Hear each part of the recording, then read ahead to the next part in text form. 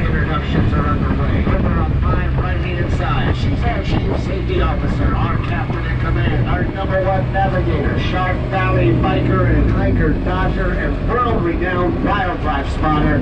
Let's put our hands together for Captain Kristen. Woo! Now before we get into some serious wildlife watching, a brief history. Way back on December 6, 1947, the President of the United States of America arrived out here to perform a ribbon-cutting ceremony celebrating the Everglades National Park's grand opening. President Tram was his name, and at that time it was the third largest and still maintains that status as being the third largest of all the national parks entirely within the continental United States. Captain Kristen's already spotted one of our year-round residents, the great egret. These large all-white birds with the extra long necks are capable of being successful throughout the year every year because they're tall enough to be hunters in the high water that's approaching by October. All the smaller wading birds have moved points elsewhere.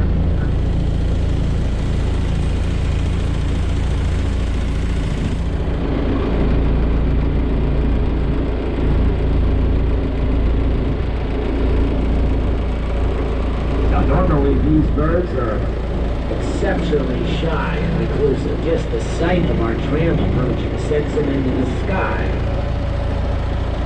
But these all-white birds are specifically designed for capturing fish. By standing motionless in or near the water, the fish that they are hunting will begin to gain confidence that what they're looking up at is nothing more than a harmless white cloud. And that will be the last cloud gazing for that fish before the egret strikes it out of sight.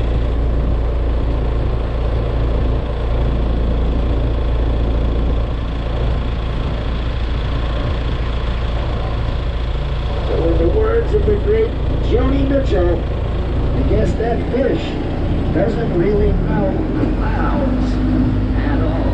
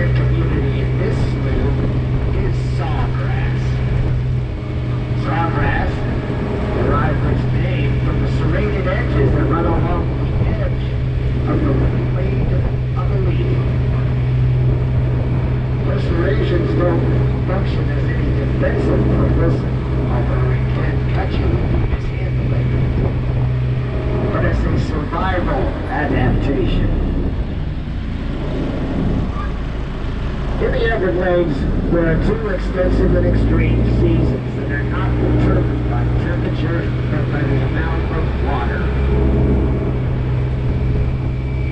The two seasons, respectively named wet and dry. Each of those seasons make up half of the year. Right now, we're at the pier with 7 feet above sea level. And by the time we make it to the observation tower and another 7 more miles, we'll drop 14 inches along the way. The gradual decline in elevation is inevitable.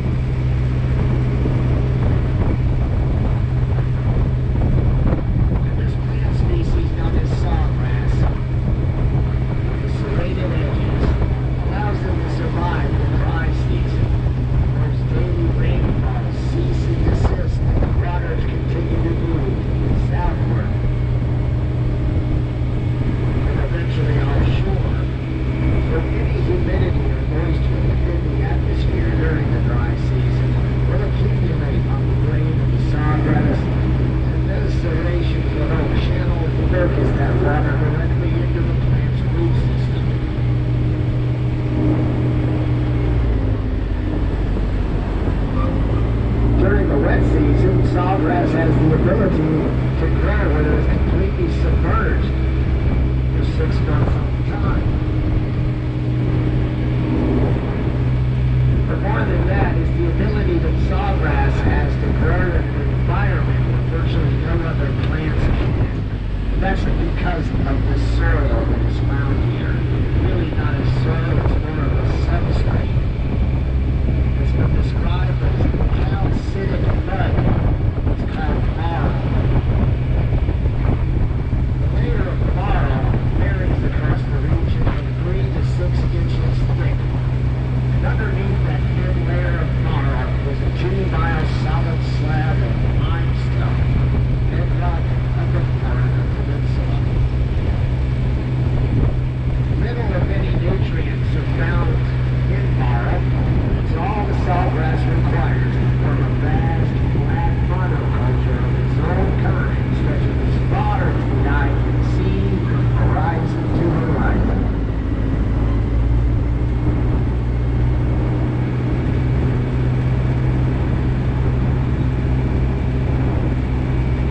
Anywhere else, you see plant communities swinging up amongst the vast sea of sawgrass.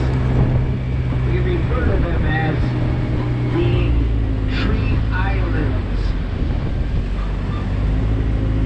There are 2 types of tree islands, ones that grow in depressions in the limestone, and ones that grow on elevations of limestone that extend above the smooth water.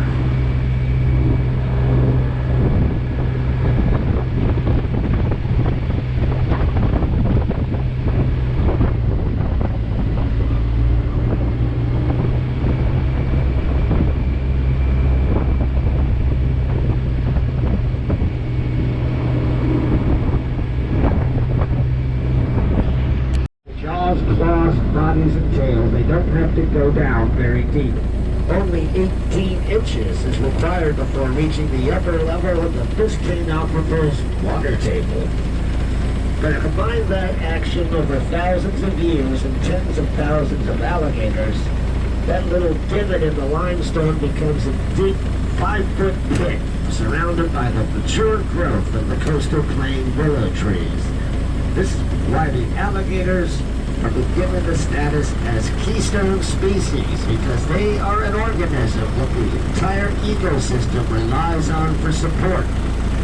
The alligator hobo provides terrestrial animals with drinking water and aquatic animals with habitat.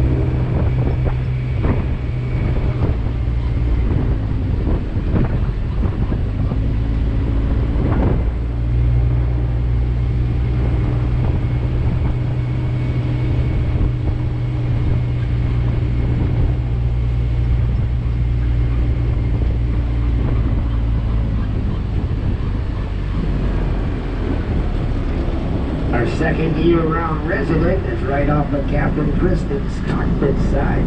This is the great blue heron, the largest of the sight and stripe predatory wading birds.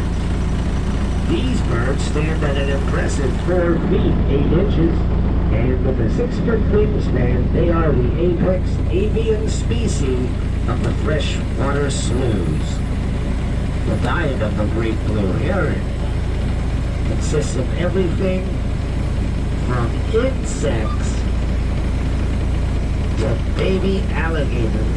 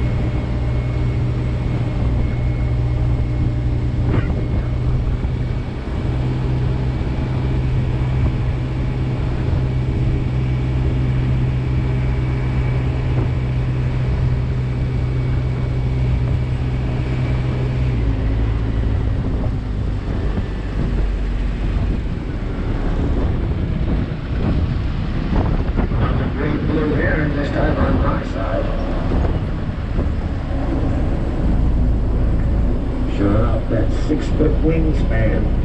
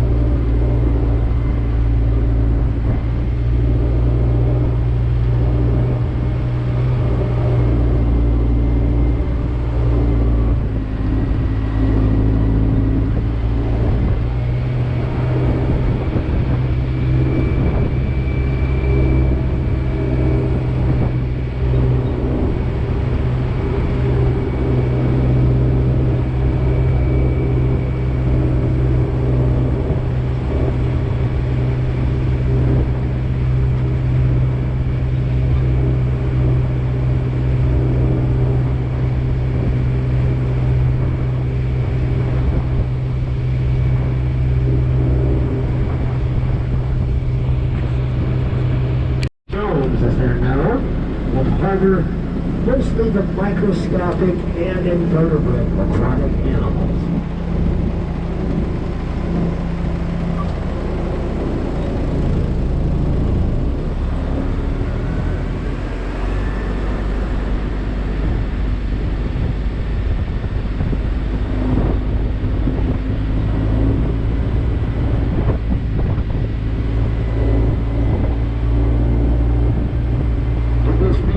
Everglades, cypress are given the Tram dwarf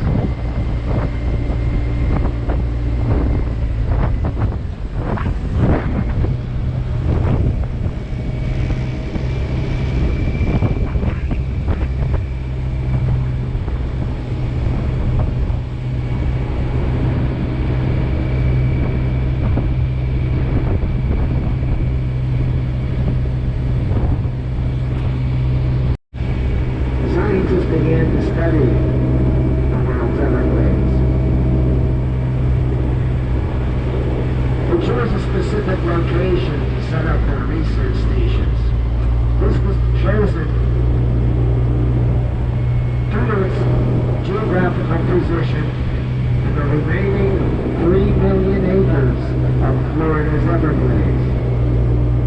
It has been determined that right now, where we are, is the epicenter of that remaining 3 million acre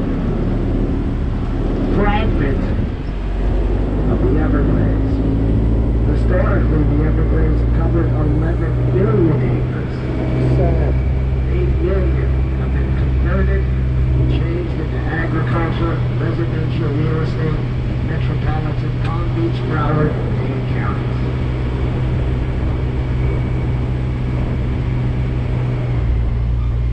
What the scientists were trying to do is keep a finger on the pulse of one of the most endangered national parks on the planet. To this day, this research site, which is a series of white posts placed carefully into the marl in a geometrical configuration that's called a quadrat. To study the ecology of this environment and monitor the health.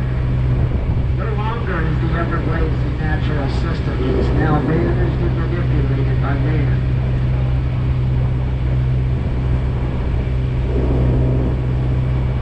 Rather than being a natural cycle of sheet flow beginning from the Kissimmee River flowing through Lake Okeechobee into the Everglades National Park in Florida Bay, it is now a series of wetlands that have been strung together by dikes, canals, floodgates, and levees. A system on life support.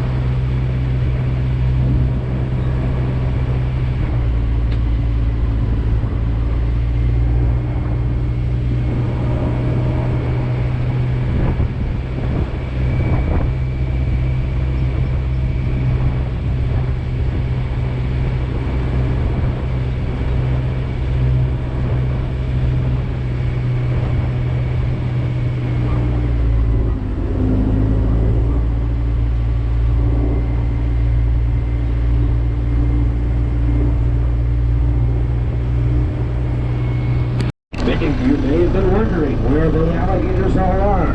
Right underneath us. This is a young mother alligator.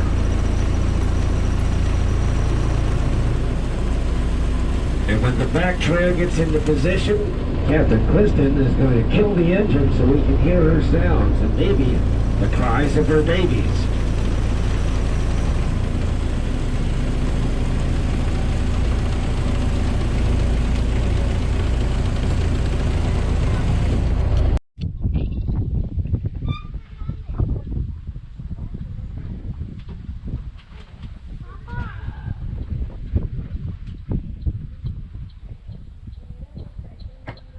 Female alligators provide guardian presence for their babies until they're 3 feet long, and that can take up to 2 to 3 years.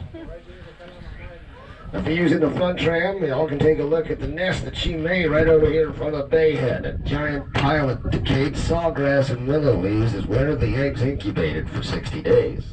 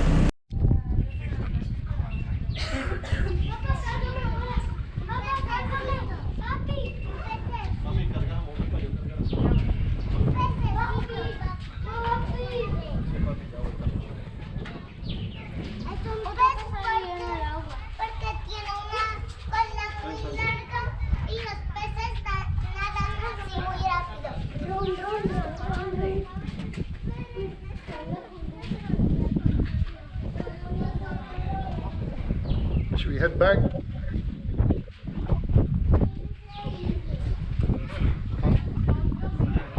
Yeah, say hi.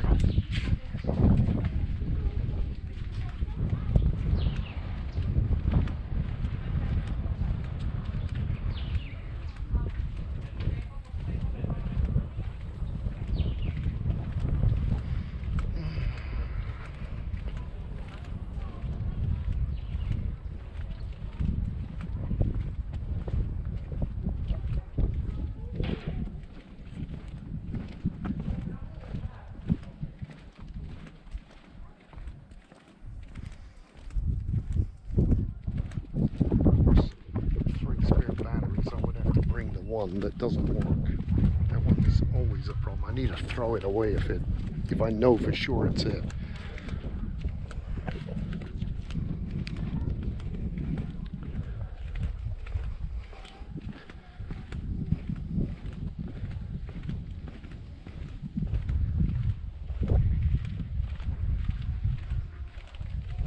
Well, some people go to Addo and never see elephants, and we've always seen lots. Some people come to the Everglades and never see gators, and today we've seen one. And last time I came, they were countless. Look at that beautiful tree in there. I love it. Come in the winter.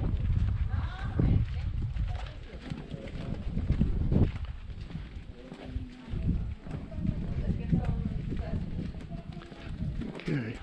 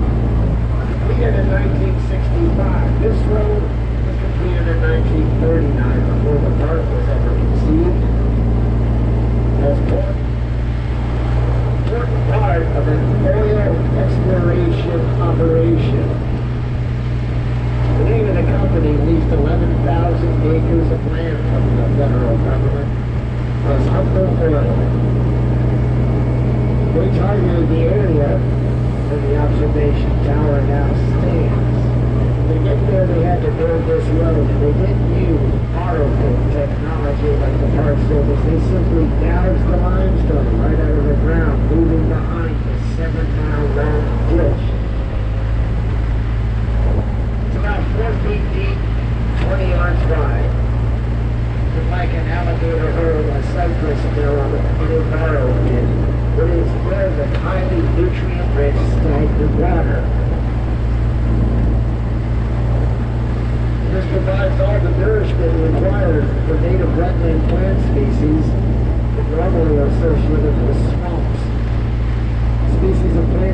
alligator flag, cattail, spanner rock, and pickerel reed. On the opposite side of the ditch is an elevated berm of limestone rock and rubble.